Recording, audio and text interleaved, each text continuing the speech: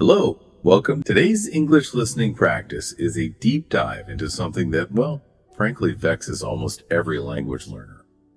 How to train your ears for fast English speech. If you've ever found yourself feeling like native speakers are just talking at the speed of light, maybe like you're trying to catch a runaway train of words, trying to decipher everything from gonna to, whatchamacallit, then you, my friend, are absolutely in good company. Our mission today is to help you literally tune your ears, not just to hear, but to really comprehend, to decode the incredible, sometimes dizzying flow of rapid English. Think of it like learning to dance to a brand new beat. It feels impossible at first, right? But with the right steps, you'll soon be moving with the rhythm. That's such a perfect analogy. It really is. And it speaks to a challenge that's pretty much universal for learners. What's truly fascinating, and I'd say maybe way more fun than you might think, is that overcoming this isn't just possible. It's about literally kind of rewiring your brain. In this deep dive, we're not just going to tell you what to do. We'll unpack why fast English feels so elusive. We'll explore the hidden mechanics behind quick speech. Then we'll arm you with practical, engaging strategies. Things that don't just help you hear better, but fundamentally shift your brain from struggling to keep up to intuitively anticipating and understanding. We're talking about building those neural pathways, those sort of internal phonetic maps, so that those blurs of sound, they suddenly start to have identifiable street names. Okay, let's unpack this then. Before we dive straight into the how-to of getting those ears tuned, what exactly makes fast English feel like such a complex puzzle? I mean, it's not just that they're speaking quickly, is it? Sometimes it feels like all the words just melt into one big blob. Yeah, it really seems like identifying these core challenges is the crucial first step to actually overcoming them. It's not about agonizing over memorizing every single word you hear, but more about getting your brain comfortable with the overall flow, the rhythm. What are the main culprits here? You've hit on a really critical point there. It's almost never just the speed, although sure, that plays a role. Speed is what you notice, but the actual linguistic culprits are often way more subtle and kind of fascinating. One of the biggest, maybe the most common challenge is what linguists call connected speech. See, native speakers don't pronounce each word perfectly in isolation. We blend words together. We create these sort of linguistic shortcuts. It's a lot like making a smoothie, You put in individual ingredients, bananas, berries, yogurt, but it all comes out as one single blended mixture. That smoothie analogy is so spot on. It really does feel like that sometimes. Right. So, for example, what are you doing? Often morphs into what ya doing? Or I do not know, frequently becomes the much shorter I don't know. And these aren't just lazy pronunciations. They're actually governed by natural phonetic processes. You get things like elision, where sounds just disappear, like the 20 often drops out, so it sounds like 20 in fast speech. Okay, so sounds literally vanish. Exactly. Or you have assimilation, where a sound changes to become more like a sound next to it. Like imbalance might sound like imbalance because that in sound takes on qualities of the B that follows it. Wow. Okay. And then there's linking, where a consonant at the end of a word flows right into a vowel, starting the next word. Think, pick it up. Understanding these little micro shifts, it's like having X-ray vision for that sound smoothie. You can start to see the individual fruits, even though they're all blended. These reductions and blendings, they make it incredibly difficult for a non-native ear to pick out individual words, simply because they don't sound like they're separate written forms. Right. So it's not just speed, but the words themselves are actually morphing as they connect. Yeah. That's a huge challenge. What else adds to this complexity? Well, beyond how words physically connect, you've got the incredible diversity of accents and dialects in English. English is a truly global language, and it's definitely not monolithic. You might spend years getting used to one pronunciation, let's say, General American. Yeah, like what you hear on major U.S. networks. Exactly. But then maybe you encounter the distinct twang of Southern American English, or you do the more clipped tones of British RP, that's received pronunciation, which, by the way, is often seen as a standard, but it's just one specific voice among many, many within British English alone. And suddenly, everything you thought you knew about pronunciation feels challenged. Right. It throws you off completely. It does. Each accent brings its own unique vowel sounds, consonant sounds, its own rhythm and intonation patterns, sometimes even its own regional words. It adds significant layers of complexity to comprehension. It's like, imagine learning a piece of music on the piano and then suddenly hearing the same piece played by a full orchestra with completely different instruments and a different tempo. That's a great way to put it. Your brain has to adapt to a whole new sonic landscape. It takes effort and exposure. That's a huge point. You could study standard English for years and then, tune into a TV show from Scotland or Australia, and it feels like a whole new puzzle. And speaking of puzzles, what about those phrases, the ones that just don't seem to make any sense if you try to translate them word by word? Indeed. That brings us right to slang and idioms. These are phrases where the meaning isn't found in the individual words, but in the phrase as a whole. Often it's highly metaphorical. Like, if someone tells you to spill the beans, they don't actually want you to tip over a can of beans. Right. Though that would be messy. Very. They mean reveal a secret. I actually had a student once who, bless his heart, when asked to spill the beans, genuinely looked around for some chickpeas. Oh, wow. It just shows how ingrained these non-literal meanings are for native speakers and how confusing they can be initially. Similarly, kick the bucket has absolutely nothing to do with kicking or buckets. Means to die, right? Exactly. It's a euphemism.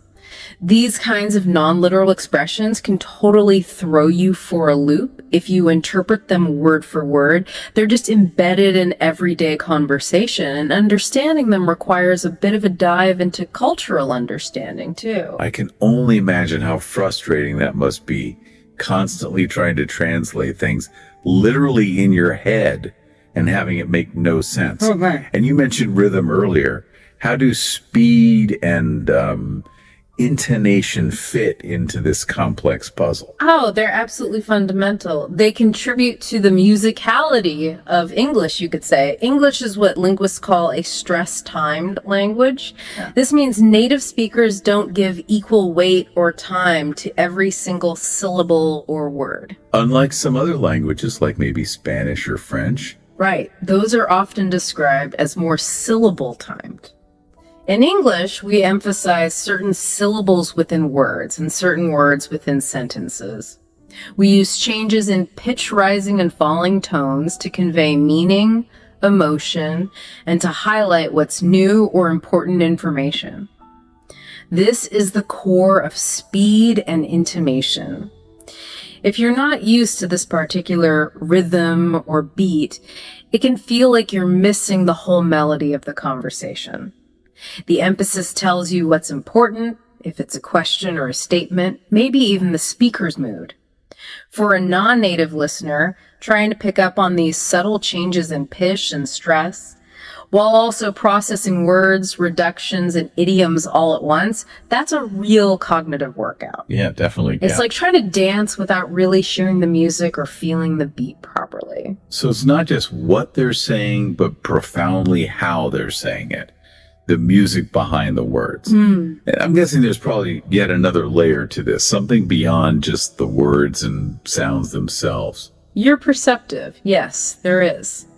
The final, often invisible piece of this puzzle is cultural context. Conversations don't happen in a vacuum. They're embedded within a shared cultural understanding that native speakers often just take for granted. This means that things like jokes, specific pop culture references, like mentioning a famous TV show or movie character. Exactly. Or historical allusions, shared experiences, even unspoken social rules. These pop up all the time in everyday conversation. For someone from a different cultural background, these elements can be incredibly confusing. They can leave non-natives puzzled, even if they technically understand every single word being spoken. I can see that. Imagine a native speaker making a casual reference to, say, a classic American sitcom like Seinfeld, or a specific historical event like Watergate. If you're not familiar with that reference, a big part of the conversation's meaning, maybe its humor or its emotional weight, is just lost on you. It's like you're missing the punchline. Precisely. It's like arriving late to a play. You hear the lines, but you're missing the backstory and all the inside jokes. It's like peeling back layers of an onion, isn't it? You got the sounds, the words melting together, the accents, the idioms, the rhythm, and now this cultural layer. All these things conspiring to make fast English feel like a locked safe sometimes. So considering all these pieces, this whole complex tapestry of challenges, what's the combination? What's the ultimate goal here? The ultimate goal, as we touched on, is really to train your brain to process all these patterns naturally, to get it closer to how a native speaker's brain works, that intuitive understanding. It's not about stressing over every single word. It's about getting your ears truly comfortable with the natural, often rapid flow of English. It's about building a subconscious grasp of how all these elements, the reductions, the rhythm, the context, how they all intertwine, how they sort of dance together. So you can almost predict the next step in the conversation's rhythm, moving beyond that conscious step-by-step translation to just intuitive comprehension. That makes perfect sense. Building comfort and intuition, literally rewiring the brain. Okay, so with that foundational understanding of why fast English feels so difficult, let's shift gears. Let's talk about the proactive steps. Active listening, you mentioned, is truly the cornerstone of understanding rapid speech. It's so much more than just hearing, right? It's about focused attention, really analyzing, absorbing the sounds. How do we actually start building that ear acuity, laying the foundation for our dance moves? You're absolutely right. Active listening is fundamentally transformative. It really is the difference between just hearing background noise and truly engaging with what's being said. To build the solid foundation, you need to be strategic, both about the audio you choose and how you interact with it. First, and this is critical, start with beginner-friendly audio.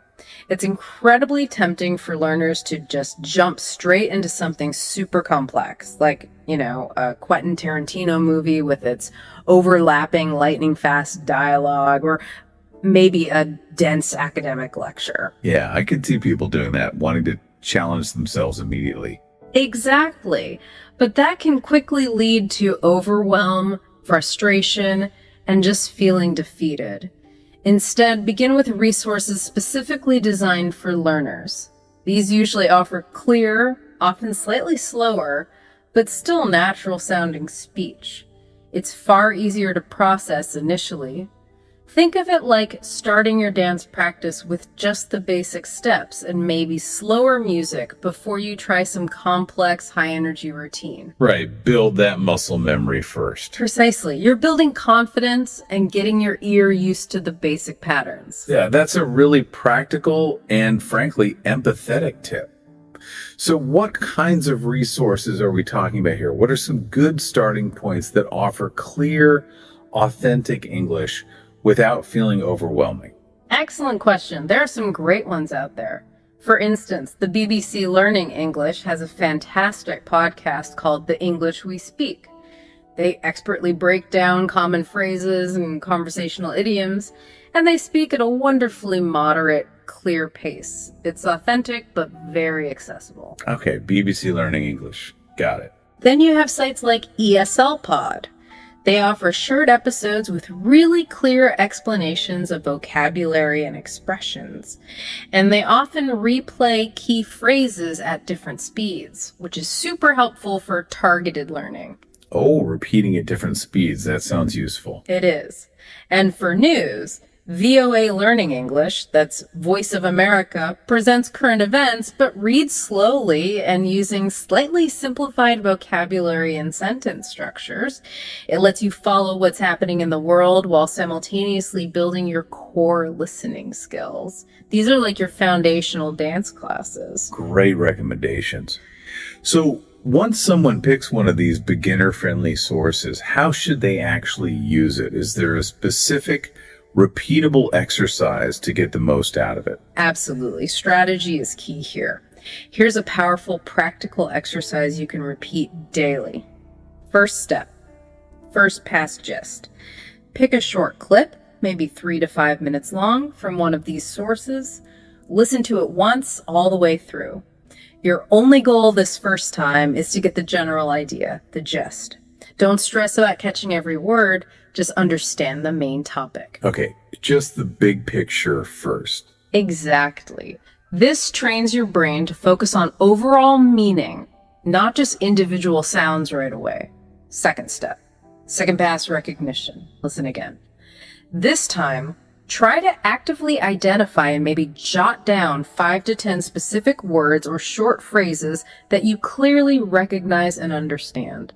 This simple act starts training your ear to pick out those little anchor words from the continuous stream of sound. That's a crucial skill for understanding faster speech later. Okay, grabbing onto familiar words. Right. Third step. Third pass repetition and familiarity. Now, this is where the magic really happens for building ear familiarity and even muscle memory for pronunciation. Play the clip again, but this time pause after each sentence or maybe each short phrase. Listen carefully to that chunk, then repeat it aloud yourself. Try to mimic the pronunciation, the rhythm, the intonation as closely as you possibly can. Don't worry about perfect understanding yet. The goal here is just getting your mouth and ears acquainted with authentic English sounds. Ah, so you're speaking it too. Yes. This active repetition solidifies the connection between the sounds you hear and how you actually produce them. And that connection is vital for developing intuitive comprehension down the line. That's brilliant. It breaks it down into manageable steps, engaging both listening and speaking. It sounds like you're building recognition and production skills at the same time. But what about using subtitles? I know some learners swear by them, but others worry they become a crutch. What's the strategic way to use them in this dance practice? That's a great question. Subtitles are definitely a double-edged sword if not used carefully. They are incredibly valuable tools, but only if used strategically. Think of them exactly like training wheels for your listening comprehension. They're designed to help you balance initially, but the goal is always to eventually take them off as you gain strength and confidence. Right. You don't keep training wheels on forever. Exactly. They bridge that gap between the sounds you hear and the written words, making that connection explicit. The key is not to rely on them indefinitely, but to use them as a temporary support to build your listening muscles. Here's an effective 3-step process for using subtitles strategically. Step 1, match sounds to words. Subtitles on. First, watch something short. Maybe a YouTube vlog, a scene from a Netflix show you like with the English subtitles on. Your primary goal here is just to follow along, consciously matching the sounds you're hearing with the words you're seeing on the screen. This visual reinforcement is incredibly powerful for solidifying new vocabulary and seeing exactly how connected speech forms specific written words. Okay, so actively connecting sound and text. Step 2, test comprehension. Subtitles off. Right after you've watched it once with subtitles, turn them off. Immediately rewatch the exact same segment. Now, don't get discouraged if you suddenly miss things. That's totally normal, and it's actually a crucial part of the learning process. Because your brain is working harder now. Precisely. Your brain is now actively forced to decode the sounds without the visual aid. It has to rely purely on the auditory input. This is where your ear muscles really start to get a workout and strengthen. Step 3, clarify and learn. Subtitles on again. Finally, rewatch that same segment one more time with the subtitles back on. This is your checking phase. Here, you identify exactly what you missed the second time around, you clarify any misunderstandings, and importantly, you jot down any new words or tricky phrases that flew right past you when the subtitles were off. This cyclical process reinforces learning and helps you pinpoint your specific listening blind spots. That makes so much sense. It's a structured cycle. Learn with support, test without, then review and refine. It's about phasing them out over time, not just having them on constantly, like learning to ride that bike. I've also heard about a specific tech tool for Netflix users that can make this subtitle process even smoother. Yes. You're probably thinking of a fantastic pro tip for anyone using Netflix. The language learning with Netflix Chrome extension. Have you heard of it? I think I have, yeah. What does it do exactly? It's honestly a game changer for language learners using Netflix. It lets you do a couple of really helpful things. First, you can easily slow down the dialogue if it's just a bit too fast, maybe to 0.8x or 0.9x speed without making the voices sound weirdly distorted. Oh, that's handy. Very. And second, it offers dual language subtitles simultaneously, so you can see the English subtitle and subtitles in your native language side by side right on the screen. This is incredibly useful for making direct comparisons and understanding tricky translations in real time. It essentially turns your regular Netflix binge into a dedicated language lab session. That's brilliant for leveraging entertainment time. Okay, moving on slightly. When you're just starting out with this active listening, are all kinds of audio equally good? Or should learners maybe try to stick to specific types of audio sources initially? I'm thinking about, say, a group chat versus just one person speaking. That's a very insightful question. And yes, the type of audio matters quite a bit, especially at the beginning. When you're building those foundational listening skills, it's almost always best to focus on single speaker audio first. Group conversations, like you mentioned, or even interviews with lots of back and forth are notoriously difficult. Why is that? Too much happening at once. Exactly. Voices can overlap. You might have several different accents present simultaneously. The pace can fluctuate wildly and unpredictably. Starting with one clear, consistent voice allows your brain to just focus on the pronunciation, the intonation, the rhythm of that one speaker. It removes the extra cognitive load of trying to manage multiple voices, speeds, and accents all at the same time. Like learning to dance with one steady partner before trying a complex group choreography. Perfect analogy again. That's exactly it. Think about sources like TED Talks. Many speakers, people like Malala Yousafzai, Simon Sinek, Brené Brown, have incredibly clear, engaging, and articulate speaking styles. Their talks are excellent for focused listening practice. Yeah, TED Talks are great for clarity. Or consider audiobooks narrated by a single person. Something like Harry Potter, read by Jim Dale, or really any well-narrated audiobook from Audible or maybe LibriVox. They offer a consistent voice and pacing over a much longer duration, which lets you really settle into one speaker's rhythm and style. Good idea. What about podcasts? For podcasts, look for shows like This American Life or How I Built This. They often feature one main narrator or host guiding the story, or they have clear interviews where typically only one person speaks at a time. This makes them very accessible and less overwhelming than, say, a chaotic roundtable discussion. Okay, focus on one voice to start. Makes sense.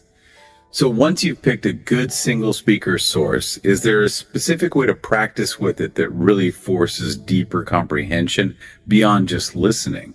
Absolutely. We want active engagement, not just passive listening. Here's another powerful practical exercise.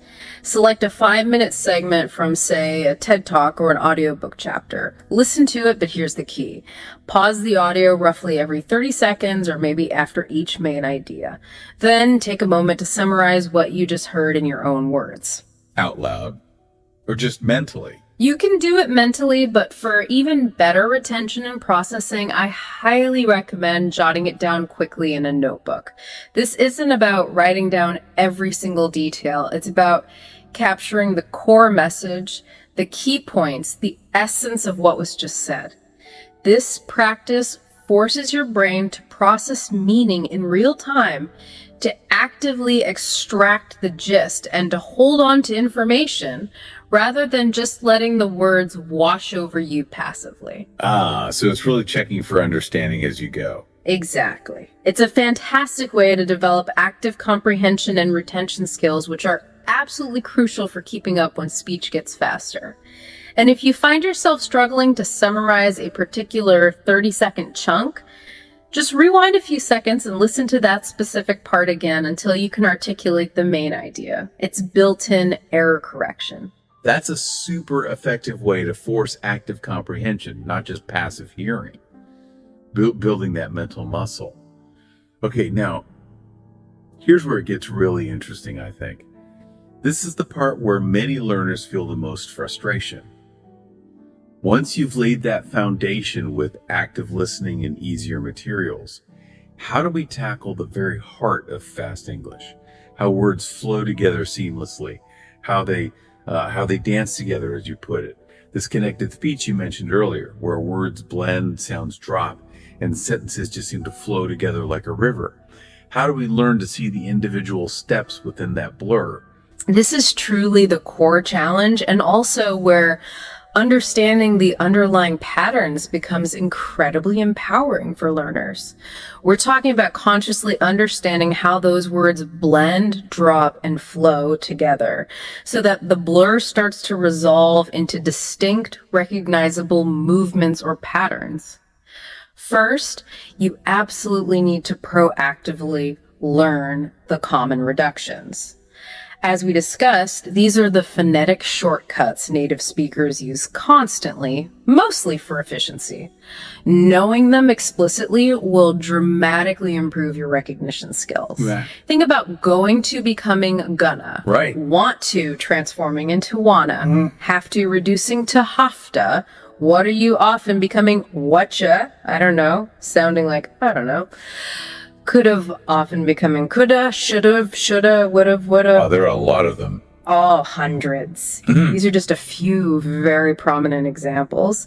You also get common vowel reductions, like the A in about often becoming that weak sound, the schwa, and consonant clusters often simplify, like the CT th in exactly can sometimes just sound like an X. So it's about building a specific vocabulary of sounds, recognizing these new forms like gonna as legitimate units, not just trying to hear the original going to. Precisely. You need to train your ear to accept gonna as its own valid sound pattern representing going to. A fantastic practical exercise for this is to create a flashcard deck. Start with maybe 20 or 30 common reductions. You can easily find lists online. Just search for common English reductions or check ESL resource sites. On one side, write the full formal phrase, for example, going to. On the other, write the reduced form, e.g. gonna, then practice saying them out loud. Consciously form the reduced sounds. Get comfortable articulating both the full and the reduced versions fluidly. So you practice speaking them too? Yes, that helps internalize the sound. Then take it a step further. Actively listen for them. Put on short clips from popular conversational TV shows, Friends, The Office. Maybe YouTube vlogs are great for this too because they're unscripted. Challenge yourself. Actively count how many times you hear those specific reductions in a 5-minute segment. Keep a little tally. Like a scavenger hunt for sounds. Exactly. It bridges the gap between knowing about reductions theoretically and actually spotting them in the wild, in authentic contexts.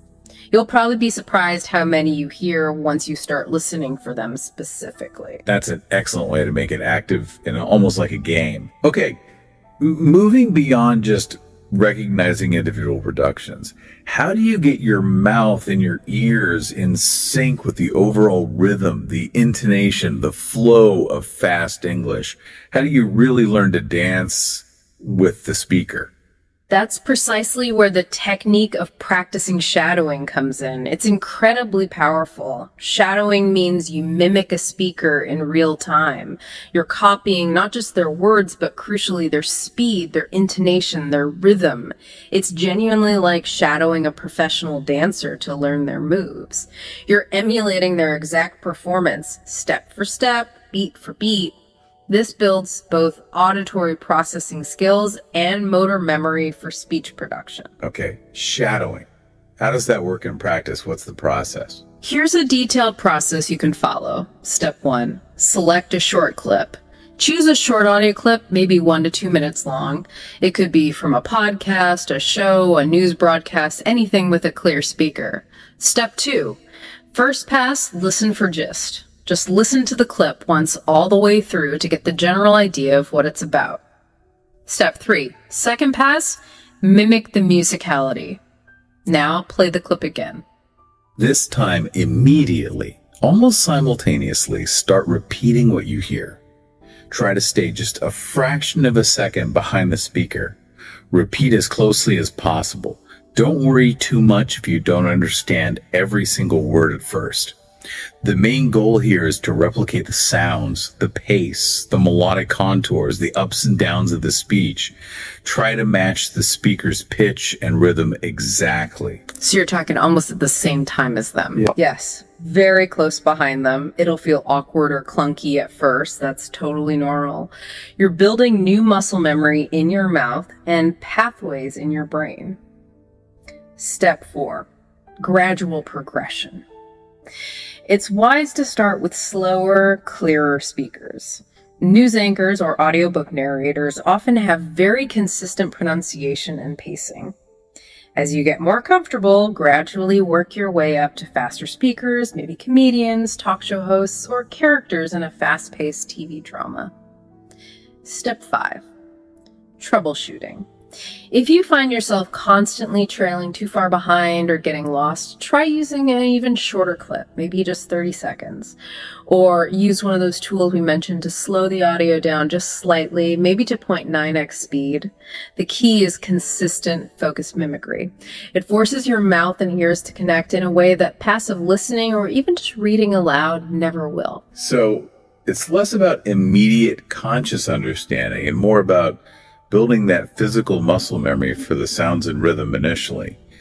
Building that deep neurological connection, doesn't that feel a bit counterintuitive for learners who just want to understand everything right away? That's a fantastic question. And yeah, it can feel counterintuitive. It's a common misconception about shadowing. It's not about being a mindless parrot forever. But for that initial phase of building fluency and processing speed, yes, you were focusing heavily on muscle memory and sound replication. Think about how a baby learns to speak. They mimic sounds and babble long before they grasp complex grammar or meaning. We're tapping into that same primal learning mechanism. We're training your articulatory muscles, your tongue, your lips, your jaw, and your auditory processing to work together seamlessly. Okay. So the benefit comes later. Well, the immediate benefit is often improved pronunciation and a better feel for the rhythm of English. But that, in turn, boosts your listening comprehension. Why? Because your brain becomes much more efficient at processing the sounds and patterns it already knows how to produce. You recognize them faster.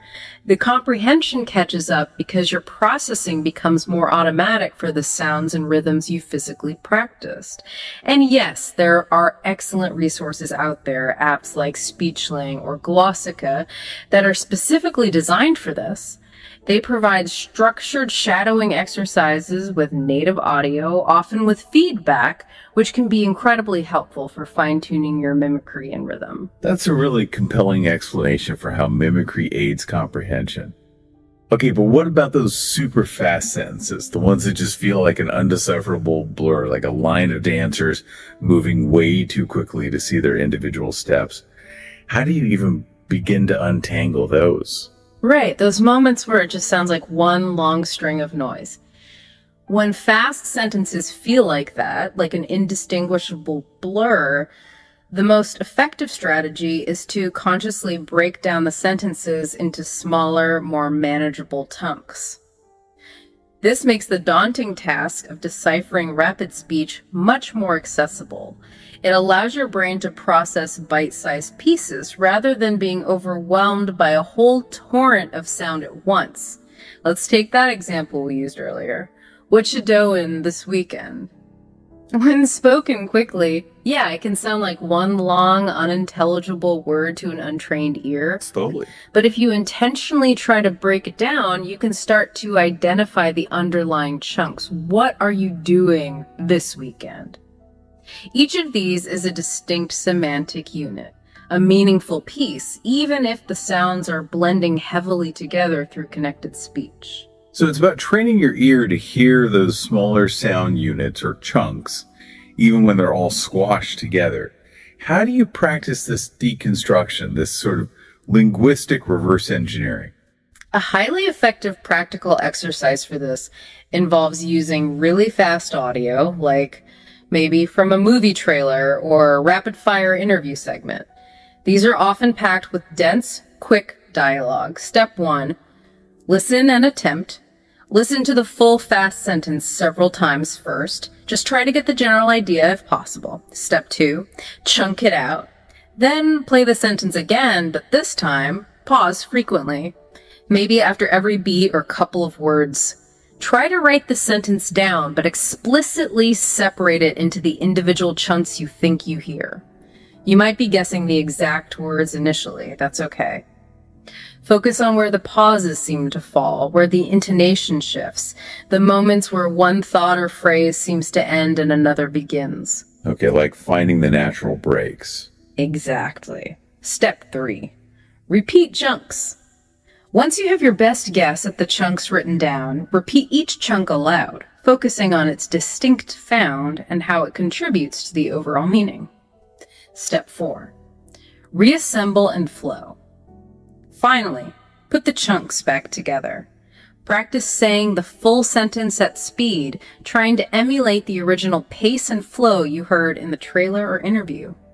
This systematic process helps your brain map that auditory blur back to its component parts.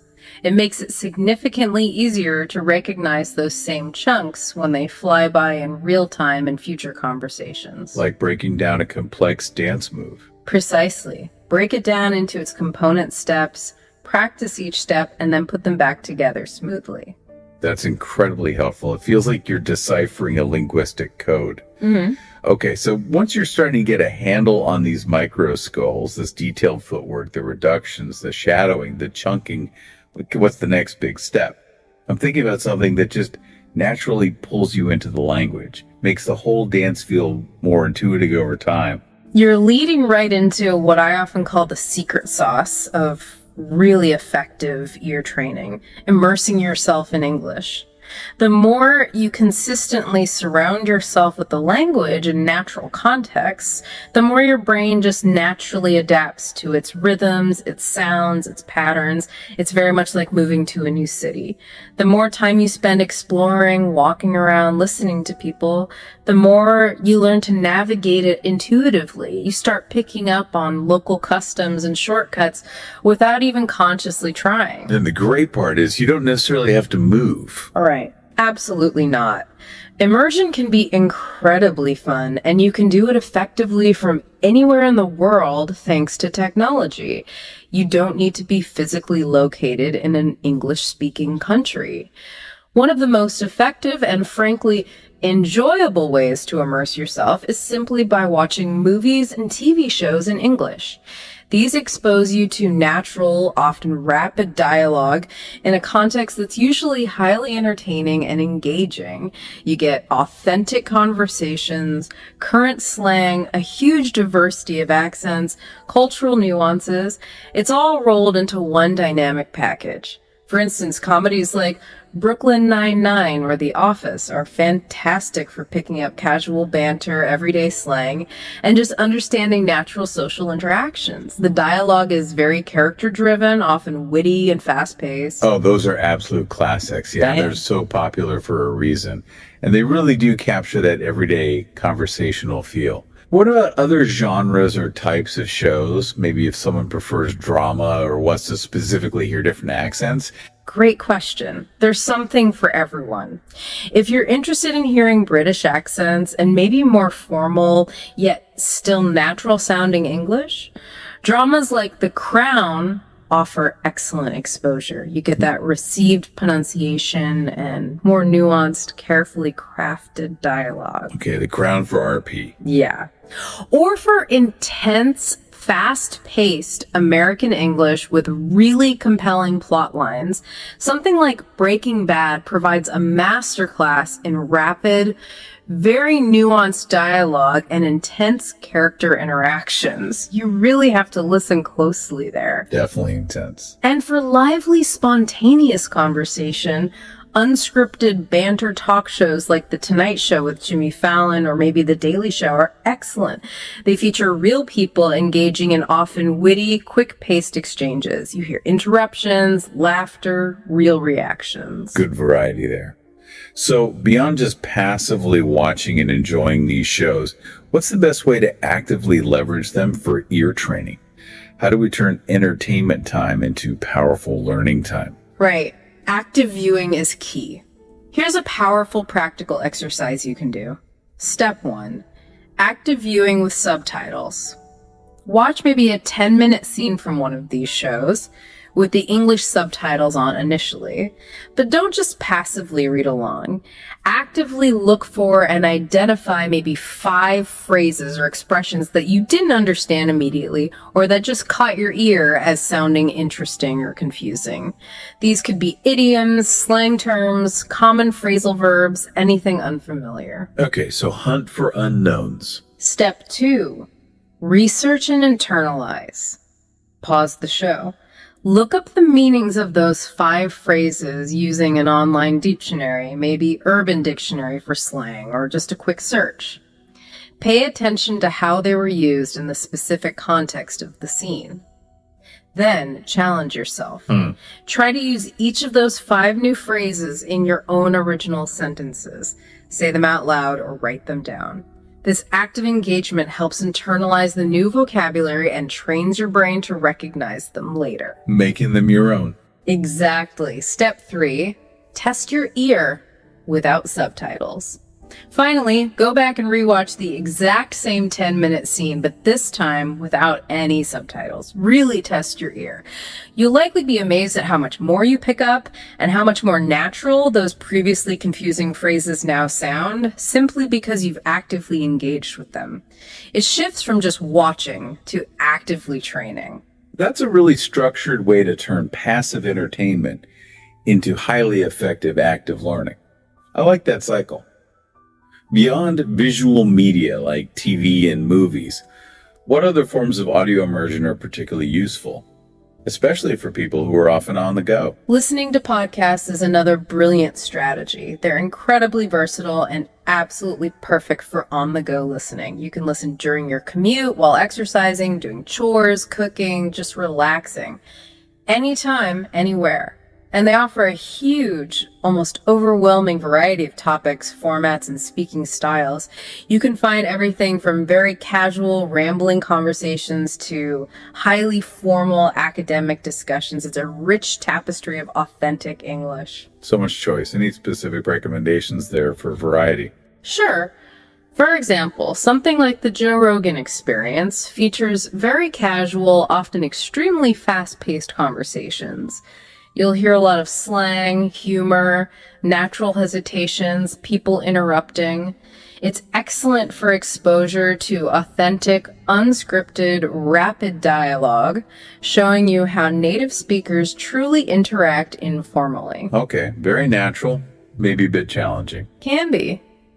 For clear but still very natural sounding news speech, NPR's Up First is a fantastic choice. They deliver daily news concisely and articulately. It's professional, but not stilted. Good for current events. Yeah. And for engaging storytelling mixed with conversational banter, podcasts like My Favorite Murder or the classic This American Life can expose you to different facets of natural English. They often blend narration with interviews or conversations, giving you different textures of speech. How can someone really maximize their learning from podcasts? Is it just a matter of hitting play and hoping for the best, or is there a more deliberate approach to recommend? Definitely a more deliberate approach yields better results. Passive listening helps, but active listening is better. Here's a powerful practical exercise for podcasts. Listen to maybe a 10-minute segment of a podcast that genuinely interests you. Topic matters for engagement. During that segment, try pausing every 2 to 3 minutes. Take a moment to quickly summarize the main points you've just heard. Jot them down in a notebook or a note app. Again, don't worry about writing down every single detail. It's about grasping the core message, identifying the key arguments, or understanding the main events being discussed. So, summarizing as you go. Exactly. This practice builds your ability to follow longer stretches of audio content and actively extract the crucial information. That's a vital skill for understanding extended conversations, attending lectures, or participating in meetings. If you can summarize it accurately, you've truly processed it. That's a solid strategy for forcing deeper comprehension and retention, making your brain actively engage. But, true immersion isn't just about consuming media passively, is it? What about real live interaction? Actually putting yourself on the dance floor, so to speak. You're absolutely right. That's the next level. The ultimate form of immersion really involves joining English-speaking communities and participating. Online spaces, in particular, offer incredible, accessible opportunities to hear real people talking in real time, in totally unscripted, natural ways. This is where you encounter the full, messy, wonderful spectrum of accents, speaking speeds, fillers, hesitations, and linguistic quirks that you don't always get in carefully produced learning materials.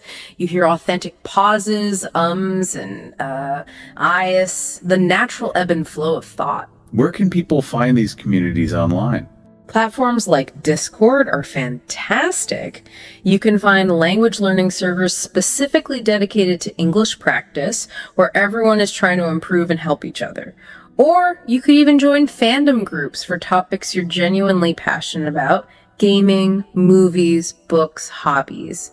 In those spaces, you'll encounter casual, uninhibited conversation among native speakers about something you already care about. It's a good tip. Join based on interest. Yeah.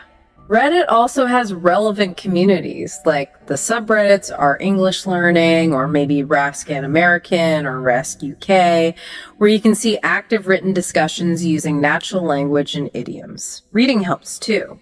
And for truly unfiltered, spontaneous spoken English, watching English-speaking streamers on Twitch can be incredibly insightful. Their communication is often very conversational, reactive, dynamic, and full of casual language. So it's about finding these spaces where English is the natural flowing mode of communication, not just a structured classroom exercise. How can a listener make the most of those interactions without feeling completely overwhelmed, especially if they're maybe a bit shy about speaking up initially? That's a very real concern. It can be intimidating. Here's a practical exercise designed for low pressure. Spend about 15 minutes just lurking, just listening in a Discord voice chat. You don't have to say anything yet. Or actively watch a Twitch stream for that amount of time. Your goal initially is purely to listen and observe. As you listen, try to actively note down maybe 3 to 5 slang terms, idioms, or common reductions that you hear being used. After your listening session, take a few minutes to research the meanings of those terms and how they were used. This targeted approach helps you build your recognition of natural, informal language that you might not find in textbooks. It turns a potentially overwhelming experience into a focused, low-pressure learning opportunity. Like gathering intel before jumping in. Exactly. You're building your dance vocabulary and getting a feel for the rhythm before stepping onto the floor yourself. That's a clever way to stay engaged and learn from authentic interactions without the immediate pressure of having to speak. Now, you mentioned earlier that our brains are incredibly wired to recognize patterns. And English speech, you said, is absolutely brimming with them, those recurring steps in the dance. How do we specifically train our brains to spot and interpret these crucial speech patterns, moving beyond just individual words or reductions? How do we get the bigger picture? That's an excellent next step, really moving into deeper, more holistic comprehension. Our brains are phenomenal pattern recognition machines. Consciously tuning into these larger patterns in English speech will unlock a deeper, almost predictive level of understanding. One of the most vital patterns to master, as we touched upon, is stress and rhythm. As we discussed, English is stress-timed, not syllable-timed. Certain syllables within words and certain words within sentences get more prominence. They're spoken louder, held a bit longer, or have a higher pitch.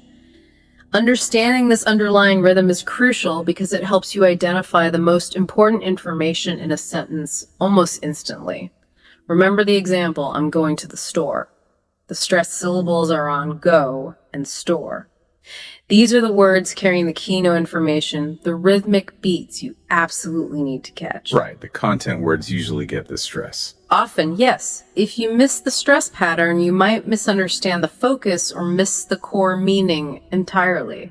It's like listening to music but missing the main beat or the bass line.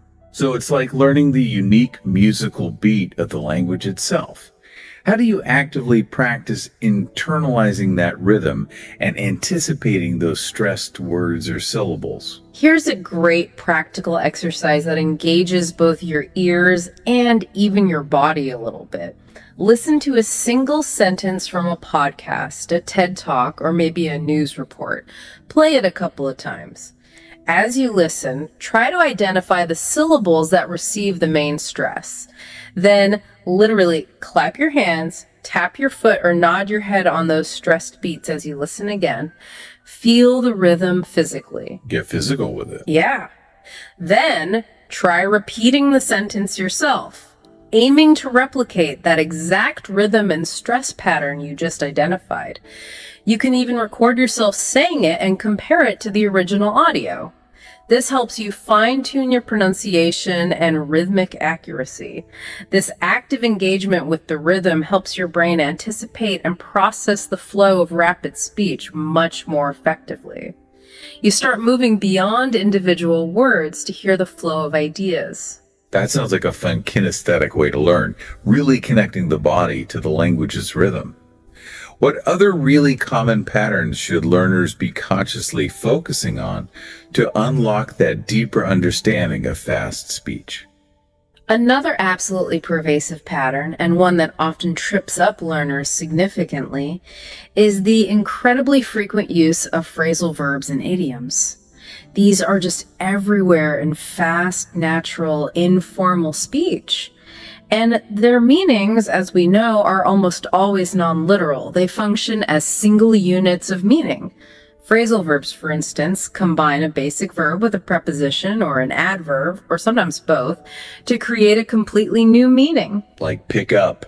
Exactly. Pick up can mean to lift something, to learn something new informally. I picked up some Spanish, to collect someone, pick me up at 8, to improve, business is picking up.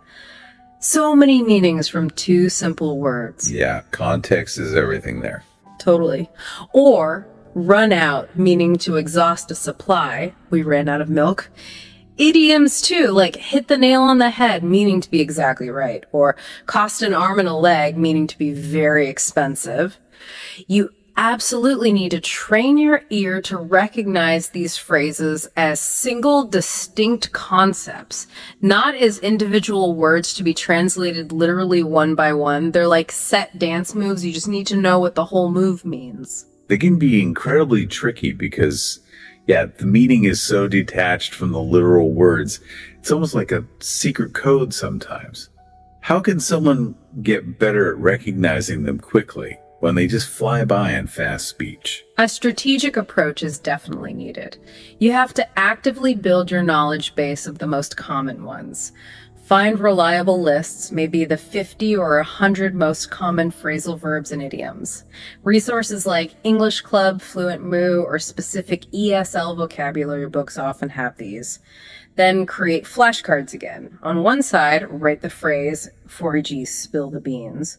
On the other side, write its meaning, reveal a secret, and maybe a short example sentence showing its typical usage. So active memorization first. Yes, quiz yourself daily to get them into your memory. But, and this is crucial, don't stop there. The next step is recognition in context.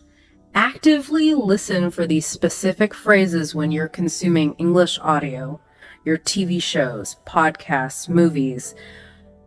When you hear one like spill the beans, pause the audio mentally, or literally if needed, and confirm its meaning in that context. The goal is that when you hear a phrasal verb or idiom, your brain immediately accesses the correct non-literal meaning automatically, rather than getting stuck trying to translate each word literally or parse the grammar. This builds that automatic recognition, which is critical for keeping up with fast speech. That's a great tip for building automaticity, making those complex phrases just click without conscious effort. Okay, what's one final technique we can talk about that really sharpens the ability to catch individual words within that rapid stream of speech? Almost like slowing down a fast motion video to see every single detail. For that level of detail, the gold standard exercise is practicing dictation. Dictation is an incredibly effective, though admittedly sometimes challenging, exercise. It really sharpens your auditory discrimination, your ability to distinguish between similar sounds, and your attention to detail. It forces you to listen extremely carefully to every single sound and word, pushing your ear to clarify exactly what it's hearing word by word. Okay, dictation. How does that work precisely? Here's the process. Step 1. Select a short clip. Pick a very short audio clip, maybe just 30 seconds long to start. You can use dedicated resources like LingQ, which often have built-in dictation exercises with transcripts ready for checking. Or you can simply use a short segment from any YouTube video, news report, or podcast where you know a transcript or accurate subtitles are available for comparison later. Because you need the answer key. Exactly. You need the correct text to check against. Step 2. Listen and write. Play the clip. Maybe sentence by sentence or even phrase by phrase. Try to write down every single word you hear. Do not be afraid to pause and rewind as many times as you need to. The goal here isn't speed, it's accuracy. You're training your ear to capture every little detail. Step 3. Compare and learn. Once you've written down what you think you heard, carefully compare your transcription line by line against the original script or subtitles. Circle or highlight every single word you missed, misspelled, or misunderstood. This direct comparison provides immediate specific feedback and precisely highlights your personal listening blind spots, the sounds or words that consistently trip you up. Ooh, that sounds like it would really show you exactly where you're going wrong. Almost like a diagnostic tool for your ears. Any pro tips for someone starting with dictation? It sounds like it could be quite challenging initially. Yes, it definitely can be. A crucial pro tip is to start slow and build up. Do not immediately jump into trying to dictate a rapid-fire movie trailer if you're finding it really hard. That's just setting yourself up for frustration. Begin with slower, clearer audio, maybe those VOA Learning English news clips we mentioned earlier. Get comfortable with that pace first. Then gradually move to more natural, moderately paced conversations. And eventually, once you're feeling more confident, then you can challenge yourself with those faster clips like movie trailers or spontaneous interviews. This progressive approach builds your confidence and your ear's acuity over time. It makes the process less frustrating and much more rewarding. Remember, it's all about consistent effort and gradual improvement, not instant perfection. That makes total sense. Start easy, build confidence, then increase the challenge.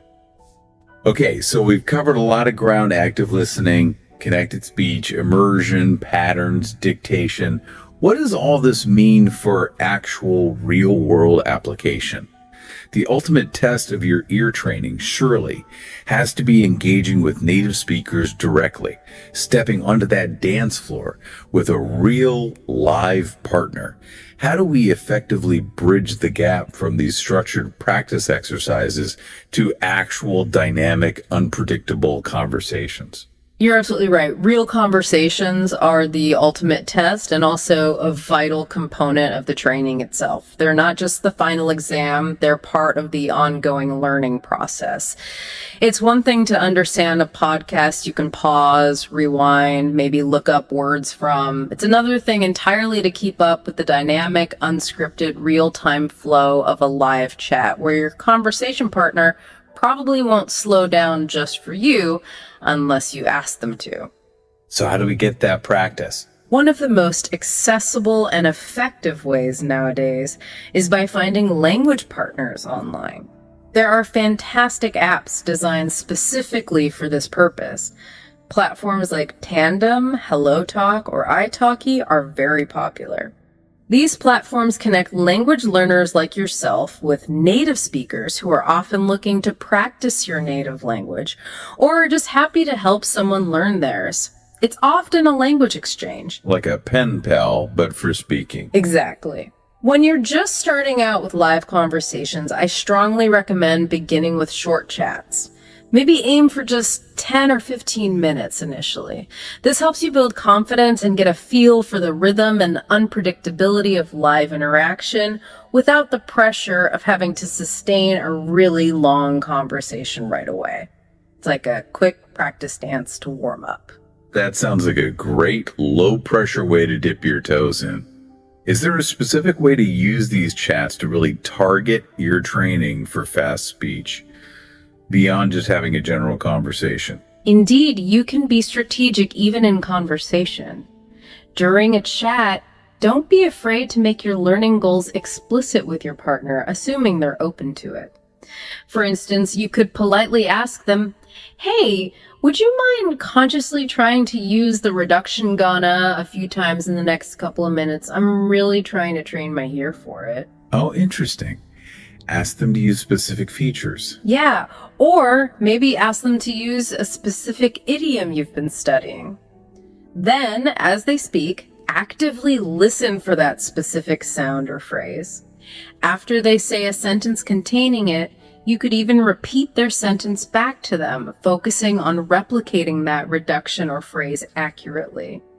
This direct, targeted practice in a real conversation helps solidify your recognition and production of those specific fast speech patterns under real conversational pressure.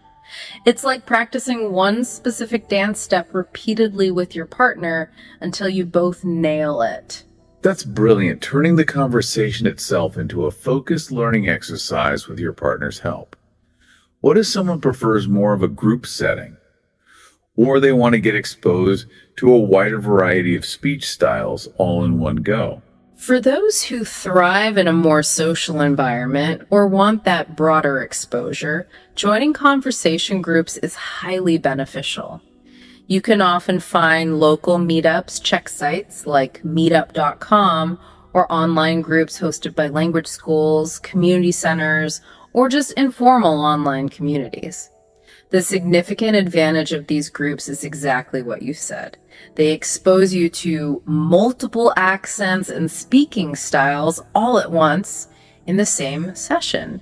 You'll hear different paces, different intonations, different vocabulary choices, maybe different levels of formality, and even different conversational habits, like interrupting from various speakers in the group. Like joining a big dance class with lots of different partners, each with their own unique style. Exactly. It's great exposure. But that also sounds like it can be a lot to process at once. How do you prevent yourself from getting completely overwhelmed in a group setting with so much input flying around? That's a very valid concern. It's easy to feel lost in a cacophony of voices, especially at first. Here's a practical exercise or strategy for managing group settings. For the first 10 or 15 minutes of the session, maybe pick just one person in the group to focus on. Instead of trying to track every single speaker and follow every single conversation thread simultaneously, just concentrate your listening efforts solely on understanding that one individual. Pay attention to their specific speech patterns. Do they frequently use certain reductions you've learned? Do they speak particularly fast or slowly? What are their common filler words or phrases? Then maybe later you can mentally practice mimicking their patterns or just make a note of their specific pronunciations. This targeted focus allows you to extract concrete, manageable learning points from a potentially complex environment without feeling completely swamped. Like zooming in on one dancer's moves before trying to watch the whole troupe? Precisely. Learn from one style before trying to absorb them all at once. That's a smart way to manage the input and make it actionable. Mm-hmm. Okay, one final crucial point about real conversations. What if you're in the middle of talking to someone, maybe a native speaker, and you just get lost? Mm-hmm. You genuinely don't understand something they said quickly. Is it okay to ask for clarification, or should you just kind of nod along and hope you catch up? Oh, absolutely, you should ask. In fact, you should actively ask for feedback and clarification. Please don't be shy about politely interrupting to clarify something you didn't catch. Native speakers are generally very understanding. Often they're impressed by your effort to communicate and learn, and they're usually more than happy to help you out. So, it's not rude to interrupt politely. Not usually, especially if you frame it politely. You can say something simple like, "Excuse me, I just missed that last part. Could you say it again?" Or, "Sorry, did you just say wacha? What does that mean exactly?" Or even, "Could you maybe rephrase that? I'm still getting my ear used to faster English." This not only helps you understand the immediate point of confusion, but it also reinforces your learning of specific reductions, idioms, or speech patterns right there in context. It shifts the dynamic instantly. FO. It shifts you from feeling lost, passive, and maybe a bit embarrassed to being an active learner, taking control, and participating directly in improving your own understanding. It's empowering. That is empowering. It changes the whole feeling of the interaction. It really does. And here's a quick practical exercise to reinforce this habit and track your learning from conversations. After each conversation you have, whether it's a one-on-one chat or a group session, take just a few minutes afterward to reflect. Write down maybe 3 new insights you gained specifically about fast speech during that interaction. This could be a new slang phrase you learned, an accent quirk you noticed from a specific speaker, a reduction you finally understood clearly in context, or maybe even a pattern of intonation that suddenly became clear to you. Review these insights briefly before your next conversation. This reflection solidifies your learning, reinforces what you're actively working on, and provides tangible evidence of your ongoing progress, which is a powerful motivator in itself. This all sounds so much more achievable when broken down like this, especially with the help of today's technology. You mentioned a few tools earlier, like the Netflix extension.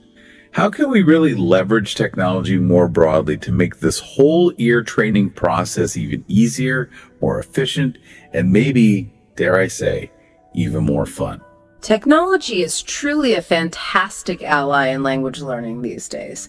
It provides accessibility, flexibility, and types of personalized feedback that just weren't possible with traditional methods alone. It's like having a personal dance coach, a patient practice partner, and a slow motion replay button, all available 24/7 right at your fingertips. One incredibly simple yet remarkably powerful technological tool is the ability to slow down audio playback speed. Most modern media players, like VLC Media Player, which is free, many streaming services like YouTube or Netflix via those extensions that we talked about, and even free audio editing software like Audacity allow you to adjust the playback speed easily. Without making everyone sound like they're talking through molasses. Exactly. You don't want to slow it down too much. I highly recommend experimenting with slowing the audio to just around 0.8x or maybe 0.9x speed initially. This relatively minor reduction in speed can make a huge difference in your ability to catch individual words, subtle sounds, and those tricky connected speech nuances, all without distorting the pitch so much that the voice sounds unnatural or robotic. It just gives your brain that crucial extra fraction of a second it needs to process the rapid sounds, making fast speech feel much more manageable, especially at the start. That's a great immediate fix for when something feels just a touch too fast to grasp. How can you kind of quantify the benefit of slowing it down to really see the difference it makes for your comprehension? Good question. Here's a practical exercise to demonstrate the effect. Take a 1-minute audio clip that you're currently finding challenging, maybe from a fast-paced show, a news report, or an interview. First, listen to it carefully at 0.8x speed. Really focus on understanding as much as you can at that slower pace. Then, immediately after, listen to the exact same 1-minute clip again, but this time at its normal 1.0x speed. After both listens, try to quickly summarize the main points or jot down the key phrases you understood. Pay close attention to how many more words or specific phrases you managed to catch the second time at normal speed after your brain had already had that warm-up exposure at the slower pace. So the slower pass primes the brain. Precisely. Your brain will have already processed some of the sounds, maybe anticipated the rhythm and structure a bit. You'll likely be surprised by the immediate improvement in comprehension at normal speed. That's a clear way to see immediate progress and build confidence. What about tools that can help with transcription? You mentioned dictation, but are there tools that can sort of do the transcription for you to help check your understanding? Yes, absolutely. That brings us to the growing field of speech-to-text tools. Apps and services like Google Translate's real-time transcription feature on the mobile app, dedicated transcription services like Otter.ai, or even the built-in live captioning features available on many video platforms like YouTube or Zoom, can automatically transcribe spoken English into written text in real time or from recordings. These are incredibly useful for quickly checking your understanding of fast or unclear audio. How would you use them most effectively for learning? If you're listening to something quickly, a podcast segment, a lecture clip, and you're just not quite sure what a particular tricky phrase was, you can play that segment back through a speech-to-text tool. It will provide you with the written text, instantly revealing the missing words or clarifying the pronunciation. It's like having a personal transcriber on call to verify what your ears might be missing. So it's like having an instant answer key to compare against what you thought you heard. Exactly. Here's a practical exercise using these tools. Play a challenging segment of a podcast or a video through a tool like Otter.ai or use live captions. Then meticulously compare the automated transcription it produces to what you actually heard or what you thought you heard. Actively highlight or circle every word or phrase that you missed entirely, misinterpreted, or that simply sounded very different in speech compared to its written form, especially those reductions. This direct side-by-side comparison provides immediate, precise feedback on your specific listening challenges. It helps train your ear to recognize those particular sound patterns and word boundaries that you're currently struggling with. Like getting immediate pinpoint feedback on your dance steps, showing you exactly where you stumbled or missed a beat. That's a great way to think about it. That sounds like it would quickly identify specific trouble spots. Okay, and what about dedicated language learning apps? Things like Duolingo, Babbel, Pimsleur. Are they actually useful for this kind of advanced ear training for speed? Or are they more just for basic vocabulary and grammar? No, they are absolutely useful, and many have evolved significantly to incorporate more sophisticated listening practice. Established language apps, like the ones you mentioned, and others have integrated extensive listening exercises directly into their curricula. These apps often feature progressively challenging listening tasks. The audio might gradually increase in speed, or the sentence structures become more complex as you advance through the levels. They provide a very structured, often gamified way to practice listening comprehension. You usually get clear pronunciation models to listen to and immediate feedback on whether your answers were correct. How can someone best use these apps specifically for targeted ear training for fast speech, beyond just general listening practice? A simple yet highly effective practical exercise is to commit to completing, say, 10 dedicated listening exercises daily within one of these apps. As you do them, don't just aim to get the answer right. Actively focus on trying to catch the key words, understanding the connected speech patterns, and grasping the overall meaning in each sentence, especially the faster ones. Many apps allow you to replay specific sentences or phrases multiple times. Use that feature. It's perfect for isolating those challenging rapid segments and really training your ear to pick them out repeatedly until they become clear. Treat these app exercises as your daily, structured dance drills, short, focused practice on specific skills. This all really comes back to consistency, doesn't it? If we try to connect all these amazing strategies and tools to the bigger picture, consistency seems to be the absolute linchpin. Like you said, you can have the best dance lessons, the best shoes, the best music, but if you don't actually practice regularly, you simply won't improve much. How do we build a solid, sustainable practice routine that incorporates all these different elements, making it a regular part of our lives, not just something we do sporadically? You're absolutely right. Consistency is everything.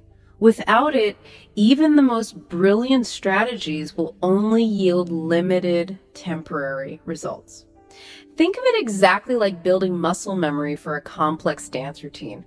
You can't just go to the dance studio once a month and expect to become a master. You need a structured, regular approach that builds incrementally over time. To help listeners visualize how this might work, here's a sample 4-week plan.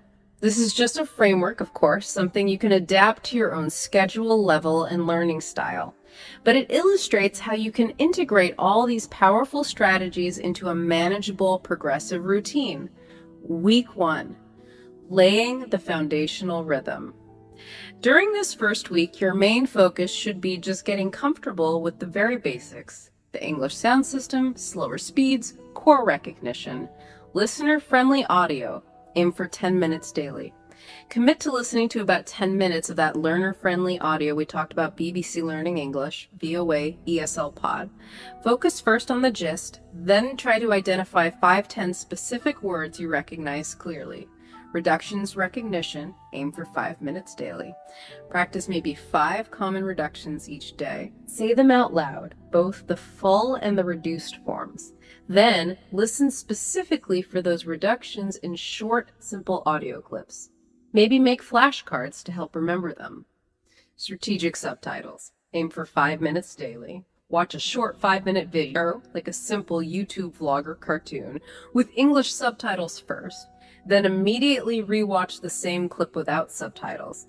Afterward, quickly check back with the subtitles to see what you missed. This is all about building that fundamental sound-to-word bridge. Okay, so week 1 is really about getting comfortable with the basic steps and the initial rhythm before trying anything too fancy. Makes sense. What about week 2, once that foundation feels a bit more solid? Week 2, stepping onto the dance floor immersion. Once you have that foundational comfort, it's time to gradually increase your exposure to more authentic, natural English.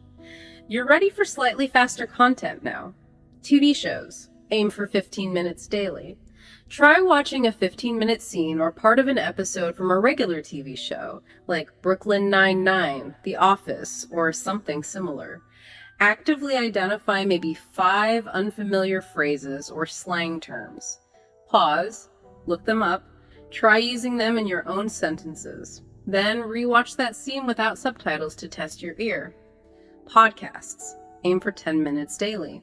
Listen to a 10-minute segment of a slightly faster, more natural podcast, maybe NPR's Up First or a conversational one on a topic you like. Practice pausing every 2-3 minutes to briefly summarize the main points in a notebook. This builds your ability to track longer, more complex conversations. Daily shadowing. Aim for 5 minutes daily. Start incorporating daily shadowing practice. Use a short 1-2 minute audio clip. Focus on mirroring the speaker's speed, intonation, and rhythm as closely as possible, even if you don't catch every word initially. Start with clearer speakers like news anchors. That sounds like a good progression, bringing in more natural content, longer listening periods, and that active mimicry with shadowing. What's the focus for week 3? Week 3, mastering the complex moves pattern recognition. This week is really dedicated to consciously training your brain to recognize those underlying patterns of English speech, the intricate choreography that makes fast speech flow so smoothly for native speakers. Stress and rhythm. Aim for 5 minutes daily. Practice identifying and reproducing English stress and rhythm. Take maybe 5 sentences each day from your listening. Listen, clap, or tap on the stressed syllables, then repeat the sentence trying to match that exact rhythm. Maybe record yourself and compare. Phrasal verbs and idioms. Aim for 10 minutes daily. Actively learn maybe 10 new common phrasal verbs or idioms this week. Use flashcards daily, but also actively listen for them in the TV shows and podcasts you're consuming. Try to catch them being used naturally in context. Daily dictation. Aim for 5 minutes daily. Dedicate 5 minutes each day to focused dictation practice. Pick a short 30-second clip. Write down every word you hear, pausing and repeating as needed, and then carefully compare your version to the accurate transcript.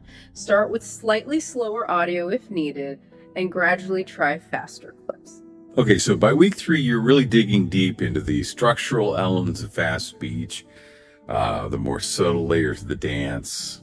What's the grand finale then for week 4, putting it all together? Week 4, Performance Day Real Conversations. Exactly. This is where you take all the skills you've been practicing and put them into authentic, real-time practice, stepping fully onto the live dance floor with partners. Language partner chat. Aim for 10-15 minutes, 1-2 times this week. Try to schedule at least 1 or 2 short 10-15 minute chats with a native speaker using one of those apps like Tandem or HelloTalk. Focus on actively listening. Maybe even ask your partner if they can help you practice recognizing a specific reduction you've been working on. Conversation group. Try 1 session this week. If possible, join an online or local conversation group for 1 session. Practice that technique of focusing on just one speaker for a period, noting their specific speech patterns. Try to identify maybe 3 distinct patterns, phrases, or accent features you hear during the session. Review and celebrate. Weekly habit. Critically, continue to review your listening journal, which you've hopefully been keeping throughout these works. At the end of week 4, take some time to actively celebrate the progress you've made over the past month. Look back at your notes from week 1. Seeing your improvements written down, however small they seem day to day, is incredibly motivating. That's an incredibly comprehensive and actionable plan.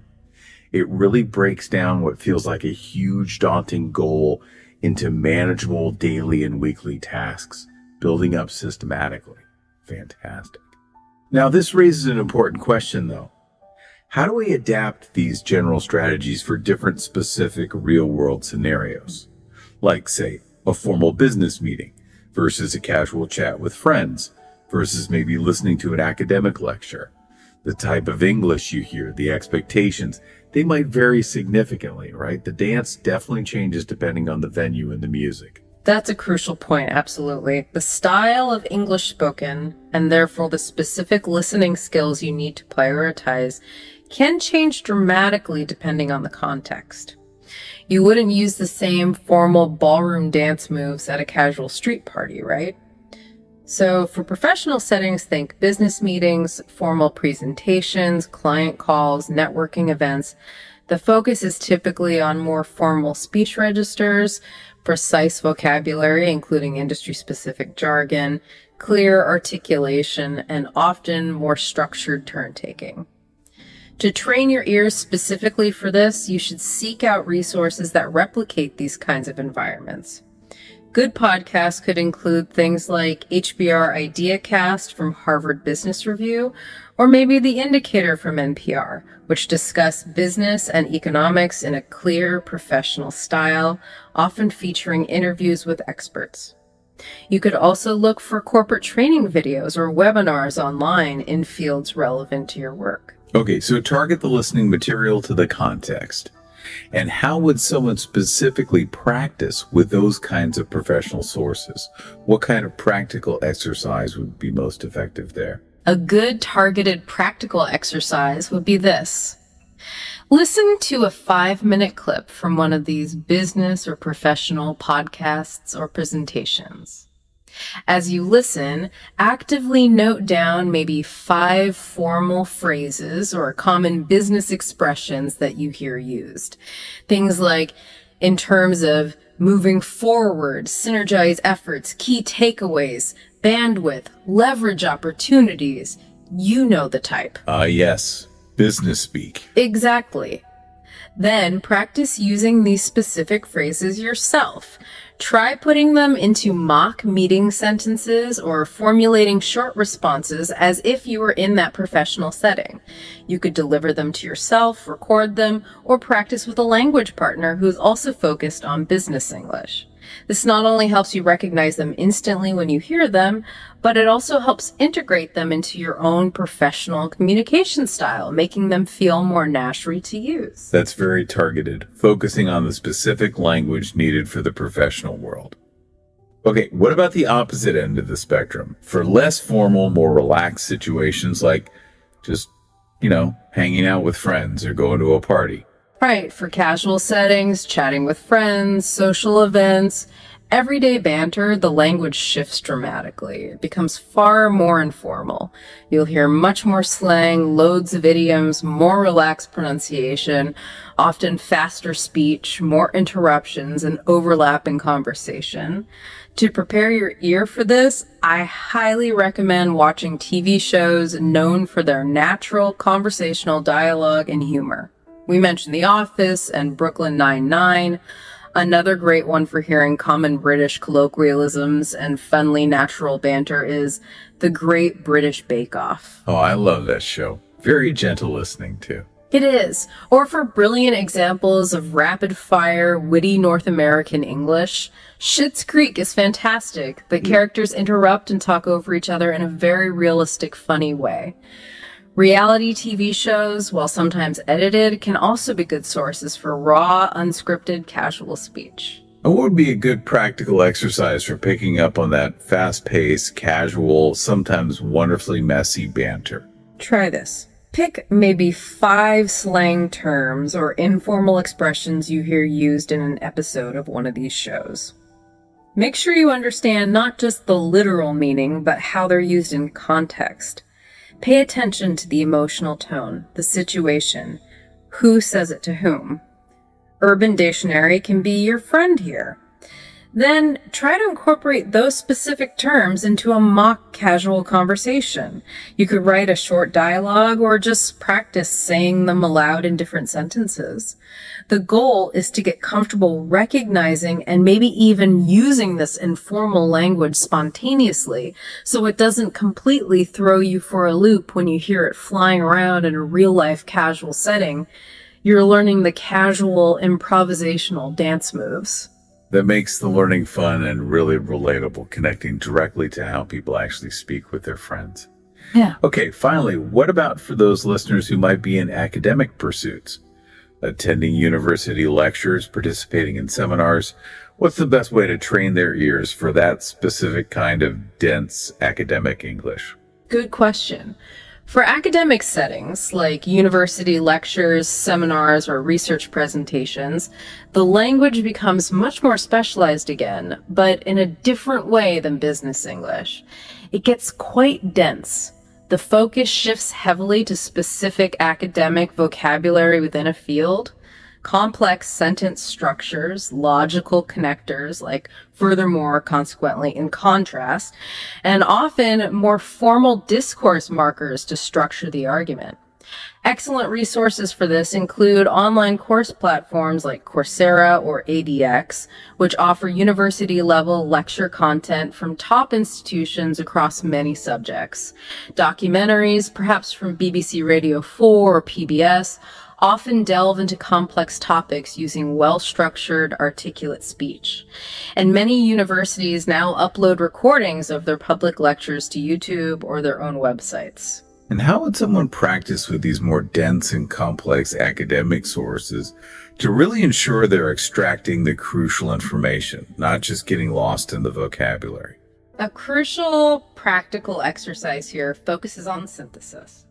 Listen to maybe a 10-minute segment of an academic lecture or a challenging documentary.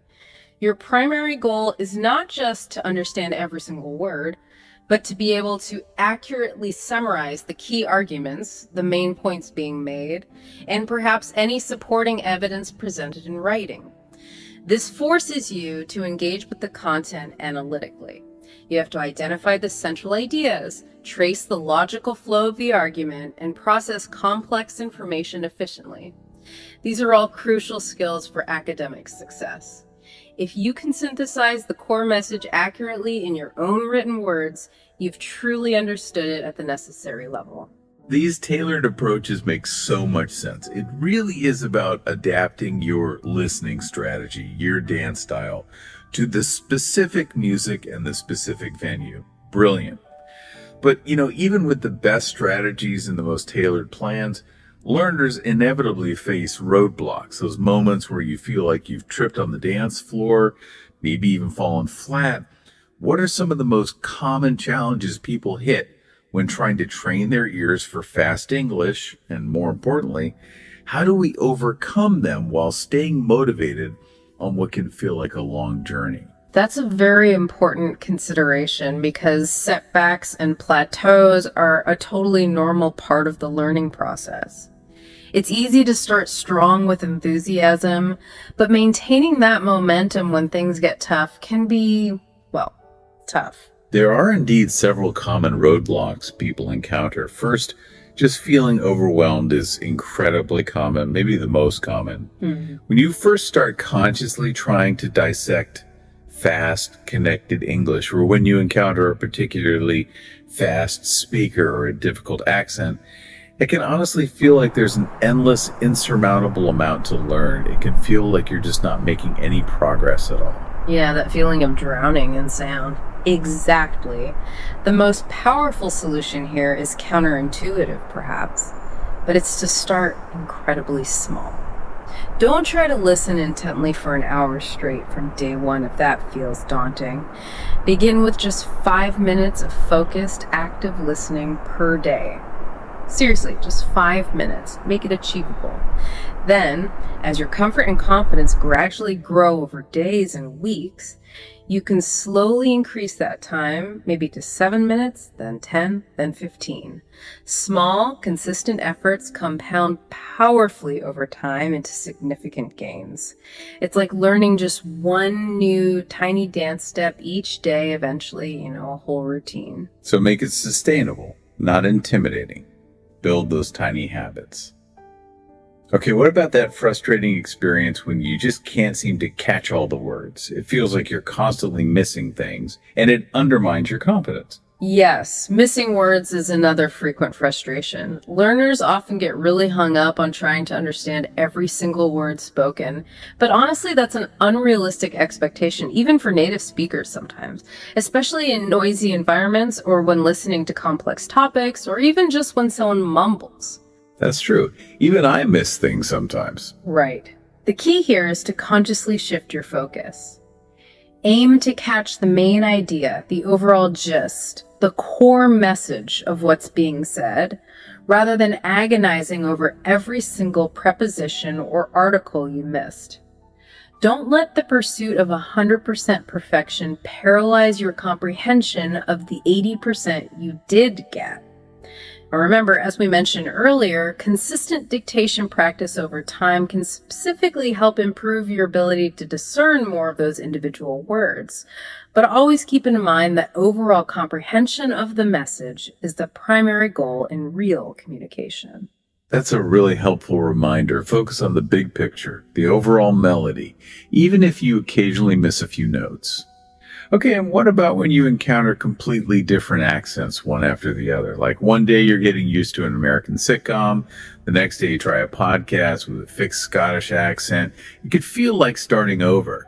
Ah, yes, the wonderful challenge of different accents. English has such a rich, sometimes bewildering variety of accents around the world, and jumping haphazardly between vastly different ones, especially early on, can be very disorienting for your ear and brain. Yeah. It's like trying to learn 5 different dances all at the same time. So what's the strategy? My advice is usually to stick primarily to one major accent initially. Choose one that's most relevant or accessible to you, maybe General American. Receive pronunciation, British, maybe Australian or Canadian English. Focus your listening practice mainly on that one accent for a solid period, perhaps for a month or even 2. Get really comfortable with its specific vowel and consonant sounds, its typical rhythm, its common reductions. Really internalize that one sound system first. Only after you feel significantly more confident and comfortable with that primary accent should you then gradually start introducing another one. You could do this by dedicating, say, 1 week just to listening to media featuring the new accent. For example, watch only British shows for a week if you started with American. This phased approach prevents your brain from getting overloaded with too much phonetic variation too quickly, allowing it to adapt more systematically. That's a very practical way to manage the complexity and avoid getting your mental wires crossed between different sound systems. Love that. Is there one overarching tool or habit you'd recommend to help people track their progress across all these areas and stay accountable? To really see how far they've danced over time? Yes, absolutely. A simple but incredibly powerful practical tool that ties everything together and helps maintain both accountability and motivation is to consistently keep a listening journal. It doesn't have to be complicated. Each day, or maybe each time you do a focused listening practice session, just take 2 minutes to jot down. 1, what did you listen to? Usually The Office S2E3 NPR Up First podcast. 2, how long did you listen actively? Free 15 months, 5 minutes dictation. 3, how much did you understand? Maybe rate it on a simple scale of 1 to 5, where 1 is very little and 5 is almost everything. Be honest. 4, what's one new thing you learned or noticed? E.g., learned idiom, bite the bullet, finally heard hafta. Notice speaker X uses rising intonation on statements. So documenting the journey. Precisely. Then make it a habit to quickly review this journal maybe once a week, perhaps on a Sunday evening. Look back over your entries for the past week. Seeing your progress documented in black and white, noticing your understanding score gradually creeping up, seeing the list of new phrases you've learned grow, remembering the challenges you overcame is a huge motivator. It provides tangible...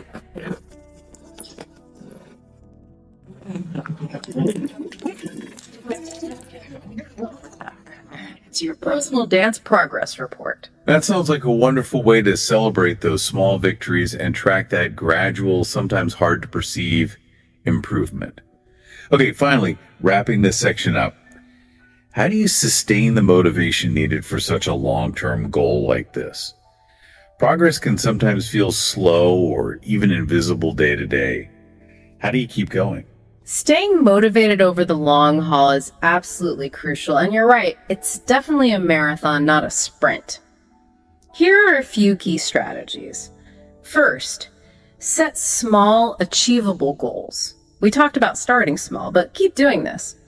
Instead of having a vague, daunting goal like, I want to understand everything perfectly in fast English, focus on micro goals.